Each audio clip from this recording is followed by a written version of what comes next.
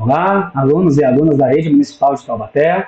Aqui é o professor Paulo, responsável pelo projeto Astronomia no Sítio. Hoje nós damos início ao Aulão Loba Parte 2.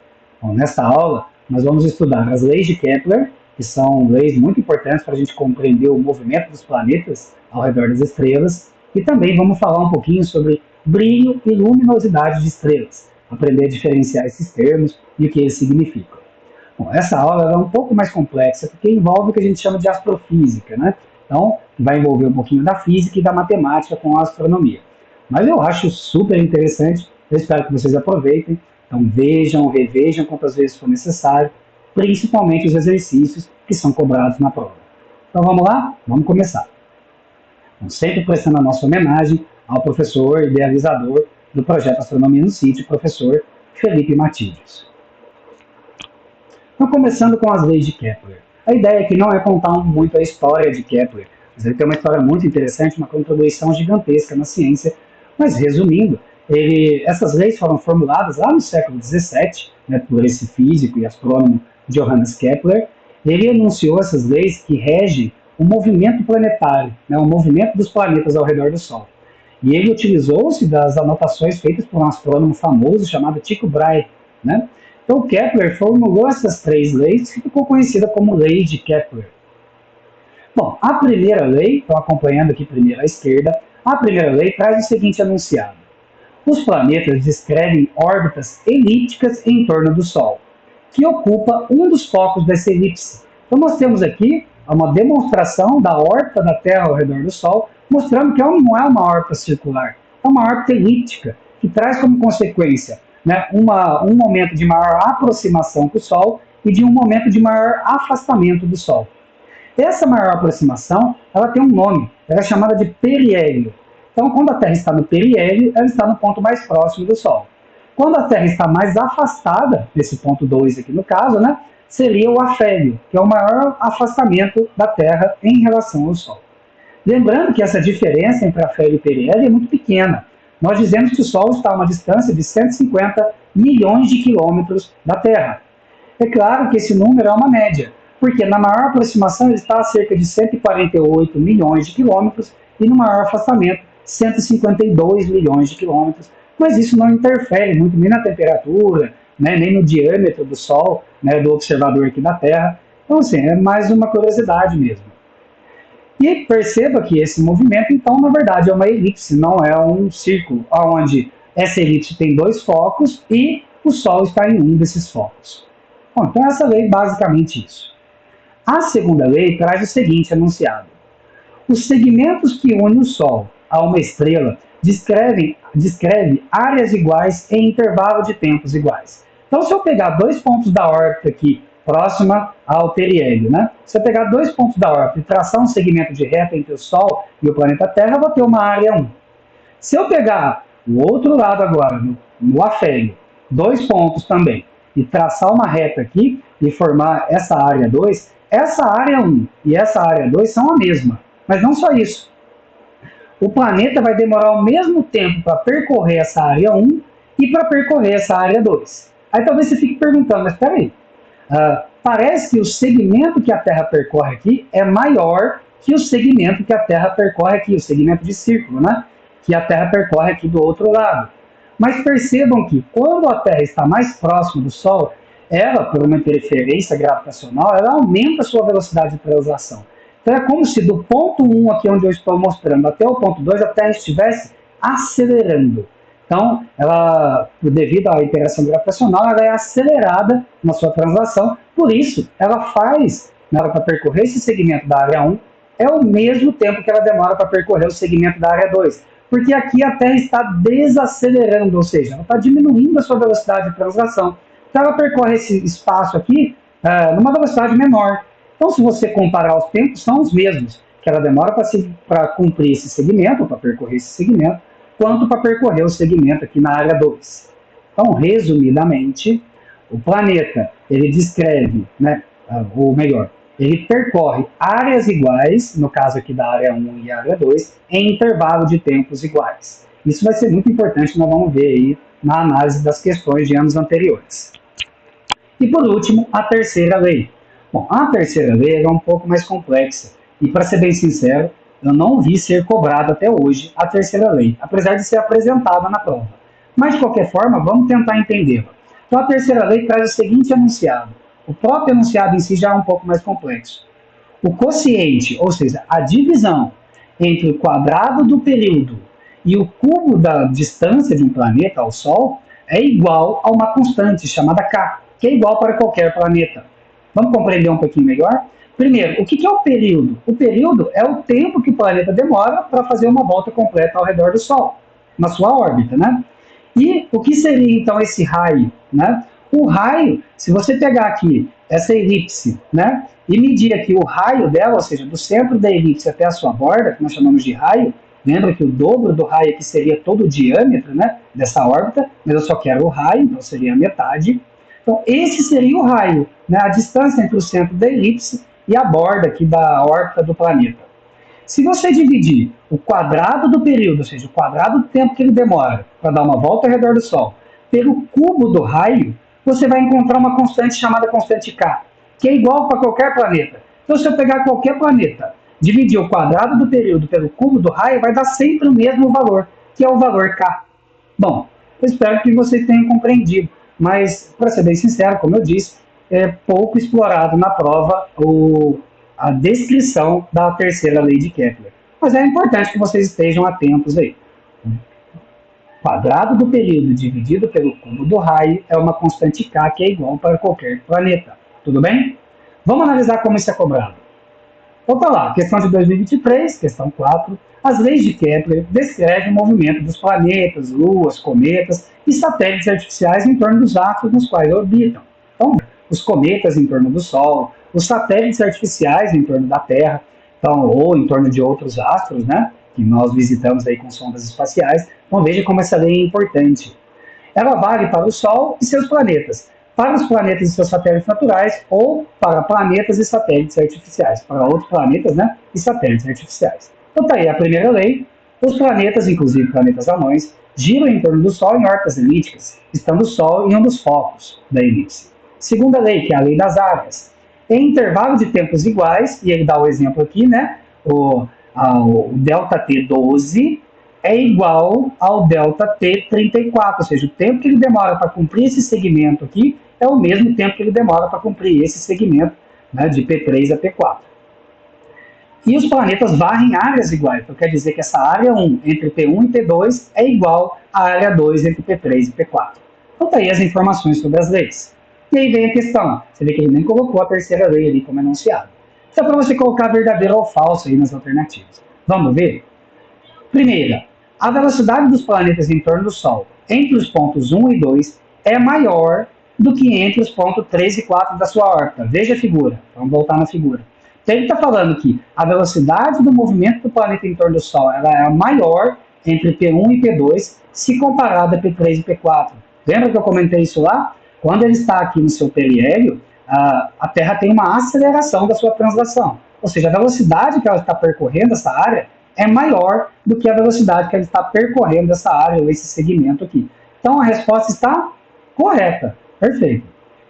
A velocidade de um cometa em torno do Sol, entre os pontos 1 e 2, é maior do que os pontos 3 e 4. Gente, é a mesma coisa. Lembra da história? Não vale só para planeta, vale para cometas, satélites e assim por diante. Então está também verdadeiro. A velocidade dos satélites artificiais em torno dos astros que orbitam entre o ponto 1 e 2 é maior do que entre os pontos 3 e 4 da sua órbita. Troque o Sol pelo astro na figura acima. Então, ele faz a mesma coisa. O que ele está pedindo para você é, tira o Sol daqui, bota um planeta e imagine que agora todos os parâmetros são para satélites artificiais. E foi o que a gente conversou lá. Vale a mesma lógica. Então, está correto, perfeito. A velocidade da Lua em torno da Terra entre os pontos 1 e 2 é maior do que os pontos 3 e 4 da sua órbita.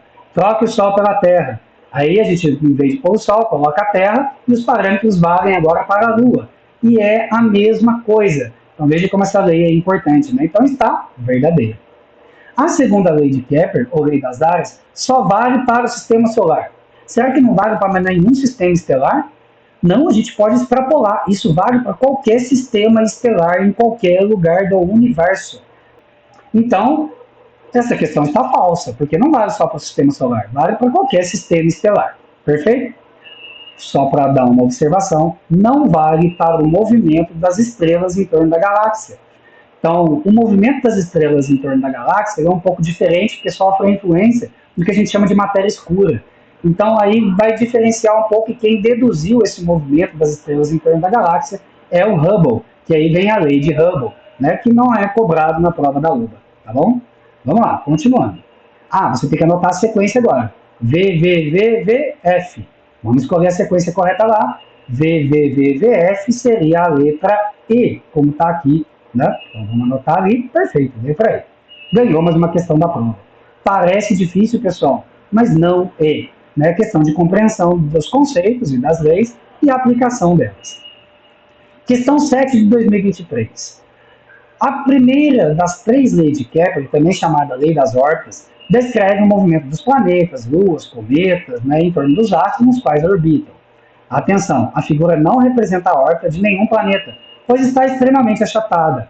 Ele está falando para você que essa órbita aqui, tendo como um foco, por exemplo, ocupado pelo Sol, não é uma órbita planetária, porque é uma órbita extremamente elíptica, achatada. Então está mais parecendo com a órbita de um cometa, vamos dizer assim, porque eles têm órbitas extremamente elípticas, né? Eles se aproximam bastante do Sol, e aí dependendo do tipo de cometa, se é de curto período ou de longo período, ele vai para muito distante do Sol, e só depois de dezenas, centenas de anos, ele volta de novo a esse ponto inicial, próximo ao Sol. Então vamos lá, para colocar verdadeiro ou falso. Vamos ler aqui. A primeira lei de Kepler para os satélites de Júpiter diz o seguinte: a órbita de cada lua de Júpiter é uma elipse, estando Júpiter em um dos focos. Então, colocamos Júpiter aqui, e ele está falando para você que a órbita de cada lua em torno dele é uma elipse, e que Júpiter está em um dos focos. Lembra que isso vale para qualquer corpo que orbita outro no sistema solar e em outros sistemas estelares. Então, está correto, perfeito. De novo, segundo, a primeira lei de Kepler para os planetas diz o seguinte: a órbita de cada planeta é uma elipse, estando o Sol num dos focos. Gente, isso é a leitura estrita da primeira lei. É isso que a primeira lei diz. Então está verdadeiro. A primeira lei de Kepler para os satélites de Saturno diz o seguinte: a órbita de cada lua, aliás, são 274 agora, né? Que Saturno tem, o número de luas, né? A órbita de cada lua de Saturno é uma elipse, estando Saturno num dos focos. Gente, lembra? Pode extrapolar para os planetas. Então, se Saturno está num dos focos, a órbita dos seus satélites naturais seria uma elipse. Perfeito, correto, verdadeiro. A primeira lei de Kepler para os satélites artificiais da Terra diz o seguinte: a órbita de cada satélite artificial da Terra é uma elipse, estando a Terra num dos focos. Mais uma vez, é só um jogo de palavras, ele só vai trocando objetos, e aí, no caso, ele colocou a Terra no foco, e que os satélites artificiais descreveriam uma órbita elíptica. Sim, está correto, perfeito. A primeira lei de Kepler só vale para o sistema solar. Não, é falso. A primeira lei de Kepler vale para qualquer sistema estelar, né, e qualquer objeto pertencente a esse sistema. Tal a importância dessa lei. Né? Então, temos que procurar a alternativa correta, VVVVF, vamos procurar lá, seria a letra A, né? VVVVF. Letra A, correto, perfeito. Ganhou mais uma questão da prova, mais um ponto. E de 2024, agora a questão do ano passado. Mais uma vez ele traz um enunciado falando sobre a lei de Kepler, ele traz aí a leitura estrita, e agora ele apresenta a terceira lei. Veja aqui a constante K que eu expliquei para vocês, né, que é o quadrado do período dividido pelo cubo do raio, né, que é uma constante universal. Então, vamos explorar ali as alternativas. Mais uma vez, colocar verdadeiro ou falso. No periélio, a velocidade dos planetas é maior que no afélio. Veja a figura, vamos lá. Periélio, lembra? É o ponto mais próximo em relação ao Sol. Sim, no periélio, lembra que ele acelera devido à interação gravitacional? E lá no afélio, no ponto mais distante, ele desacelera. Então está correto, perfeito. Como a massa dos planetas é desprezível em comparação à massa do Sol, então o valor da constante K é praticamente o mesmo para todos os corpos do sistema solar que orbitam o Sol. Lembra que a gente falou sobre isso? Perfeito, galera. A constante K ela vai valer para qualquer corpo do sistema solar, uma vez que esses corpos têm massa desprezível comparado à massa do Sol. Então, valeria para qualquer corpo. Lembra que a constante K, né, o quadrado do período dividido pelo cubo do raio. Nos pontos P1 e P4, as velocidades dos planetas estão aumentando, mas diminuindo nos pontos P2 e P3. Considere que o astro vai passar pelos 4 pontos nessa ordem: P1, P2, P3, P4. Vamos lá dar uma olhada? Então veja que ele fala que entre P1 e P4, ou seja, quando o planeta está fazendo esse movimento, ele está acelerando. Agora, quando ele está de P2 para P3, ele está desacelerando. E é exatamente isso, galera. Veja que aqui ele vai começar a entrar naquela fase de entrar no periélio. Então ele vai começar a acelerar e ele vai acelerar até o ponto 2. Depois ele vai começar o afastamento, ele vai começar a desacelerar. Então entre P2 e P3 ele vai desacelerar. Vamos lá colocar a resposta certa aí. Verdadeiro. Perfeito. Quanto maior o semi-eixo da elipse do planeta, maior a duração de seu ano. Ou seja, ele está falando para você aqui, ó. Vamos voltar lá. Quanto maior esse semi-eixo aqui, né, maior dura o seu ano. Vamos dar uma olhada. A resposta está correta, é isso mesmo. Porque quanto maior o semi-eixo, maior o tempo, né, que ele vai demorar para fazer uma órbita completa ao redor do Sol. A lei da gravitação universal de Newton invalidou as 3 leis de Kepler. Eita, né, eu não falei nada disso. Então, não, a lei da gravitação universal não invalidou as leis de Kepler, pelo contrário. A lei da gravitação de Einstein, né, que é a teoria da gravitação geral, né, a relatividade geral, ela invalidou a lei da gravitação de Newton. Né, então, não é esse o conceito, tá bom? Então, resposta correta, VVVVF. Vamos lá procurar. VVVVF, letra B. Aqui, ó. VVVVF. Perfeito. Bom, pessoal, então terminamos o nosso aulão sobre leis de Kepler. Então veja, reveja quantas vezes for necessário. E agora, né, então lembre-se, se tiver com a cabeça muito cheia aí, para o vídeo, né, vai fazer outra coisa e depois você volta para estudar um pouquinho sobre luminosidade e brilho de estrelas. Isso é muito interessante, por quê? Nós olhamos para o céu e muitas vezes nós vemos estrelas mais brilhantes, outras menos brilhantes e tal. E a gente tem uma tendência de imaginar que essa que brilha mais é maior, não é mais quente, e a que brilha menos é menos quente ou menor. Mas, na verdade, o brilho de uma estrela que nós vemos é chamado de brilho aparente. Ele tem mais a ver com a distância da estrela até nós. Então, tá aqui, o brilho aparente é a energia por segundo de unidade de área que chega até nós. Então, ou seja, quanto mais distante a estrela tiver, menos brilho ela vai apresentar para a gente. Então, o brilho, na verdade, não vai definir o tamanho da estrela, né? Esse brilho aparente que a gente fala, né? Ou também chamado de fluxo. Então, esse brilho, na verdade, tem a ver com a distância da estrela até nós. Pode ser que você tenha uma estrela mais brilhante, outra estrela menos brilhante, mas, na verdade, essa que é mais brilhante é menor que a outra que é menos. Acontece que ela está mais próxima, por isso ela brilha mais. E a luminosidade de uma estrela, ou chamado de brilho intrínseco, mas, ser bem sincero, você vai encontrar como luminosidade, é a energia emitida por uma estrela por segundo, independente da distância que ela estiver. Como assim? Tanto que é medida em watts. Se você pega, por exemplo, aí na sua casa, você tem os exemplos das lâmpadas. Então, se você tem uma lâmpada que tem aquele watts maior, vamos dizer assim, ela tem uma potência maior, ela vai brilhar mais. E você tem uma lâmpada com uma potência menor, vai brilhar menos. Então, é isso que é a potência de uma estrela, ou luminosidade de uma estrela. Ela é medida em watts, né? E também tem a ver com a sua temperatura e com o seu raio, ou seja, com o seu tamanho e com a sua temperatura. Então, estrelas pequenas de temperatura baixa, elas têm uma luminosidade baixa, né?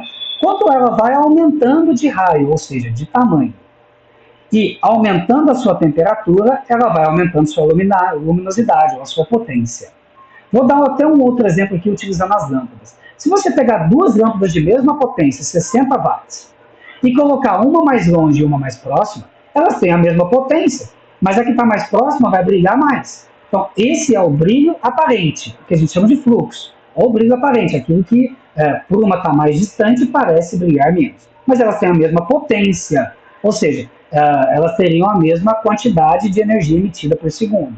Né? No caso, que tem a ver com o seu raio e com a sua temperatura. Existe uma fórmula para a gente calcular isso. Os astrônomos chamam a potência das estrelas de luminosidade, né? E ela depende do raio da estrela, ou seja, do tamanho dela, e da temperatura superficial. E tem uma fórmula que mostra isso. A luminosidade de uma estrela é 4 vezes o π sigma. Π sigma são constantes, então você nem precisa saber o valor disso, fica tranquilo. Só que o raio de uma estrela elevado ao quadrado e a sua temperatura elevada à quarta potência. Vocês que entendem da matemática vão dizer para mim, o que vale mais aí, o raio ou a temperatura? É óbvio que é a temperatura, então, porque a temperatura está elevada à quarta potência e o raio está elevado à segunda potência. Então, uma estrela de mesmo raio, só com uma temperatura maior, ela vai brilhar mais. Por quê? Porque o que importa é a temperatura, né? Aliás, o que mais importa aí, entre raio e temperatura, é a própria temperatura da estrela. Eu sei que é um pouco complexo, mas pensem comigo, matemática, né? Então, o que define mais a luminosidade ou a potência de uma estrela? O raio ou a temperatura? A temperatura, porque ela está elevada à quarta. Vamos ver como isso é cobrado de vocês?